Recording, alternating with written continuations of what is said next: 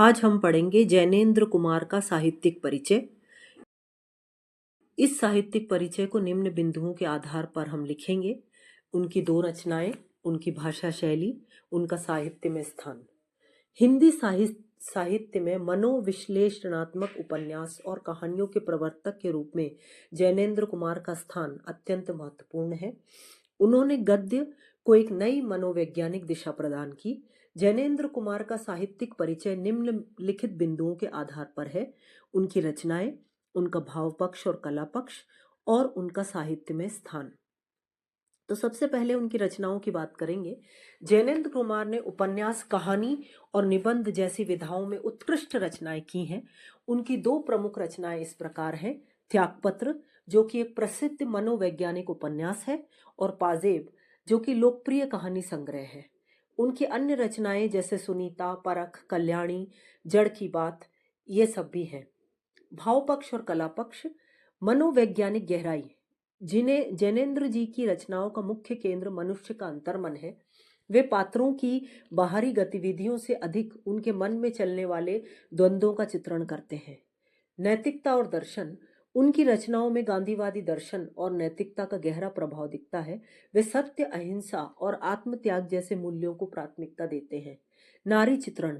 उन्होंने अपनी कहानियों और उपन्यासों में नारी के मनोवैज्ञानिक पक्ष और उनकी सामाजिक स्थिति का बहुत सूक्ष्म विश्लेषण किया है। व्यक्तिगत पीड़ा का चित्रण। उनके साहित्य में व्यक्ति की कुंठाओं, आकांक्षाओं और उसकी पीड़ा को प्रमुखता से स्थान मिला है। कला पक्ष। सरल और गंभीर भाषा। जैनेन्द्र जी की भाषा सरल, सहज और बोलचाल के करीब है, लेकिन उसमें व्यक्त विचार अत्यंत गंभीर और दार्शनिक होते हैं।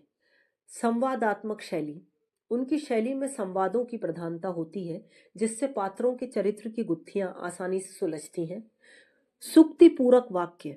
वे छोटे छोटे वाक्यों में बड़ी बात कहने की कला में निपुण हैं। उनके निबंधों में विचारात्मक और व्याख्यात्मक शैली का प्रयोग हुआ है। प्रतीकात्मकता।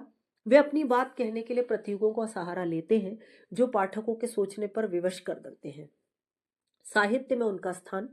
जैनेन्द्र कुमार हिंदी के अद्वितीय साहित्यकार हैं, जिन्होंने प्रेमचंद के सामाजिक यथार्थवाद से अलग व्यक्तिगत मनोवैज्ञानिक यथार्थ की नींव रखी। उन्हें हिंदी साहित्य का गोरकी भी कहा जाता है। साहित्य में उनके महत्वपूर्ण योगदान के लिए उन्हें पद्म भूषण और साहित्य अकादमी पुरस्कार से सम्मानित किया गया है। वे आज भी मनोवैज्ञानिक कथा साहित्य के शिखर पुरुष माने जाते हैं। तो दोस्तों, बस आज के लिए इतना ही। मिलते हैं हमारे नेक्स्ट वीडियो में। तब तक के लिए आप कुंजी ऑनलाइन को लाइक करें, शेयर करें और सब्सक्राइब करें, और बेल आइकन को हिट करना ना भूलें, ताकि हमारी नेक्स्ट वीडियो की अपडेट आप तक पहुंचती रहे। इसी तरीके से पढ़ते रहें और आगे बढ़ते रहें। धन्यवाद।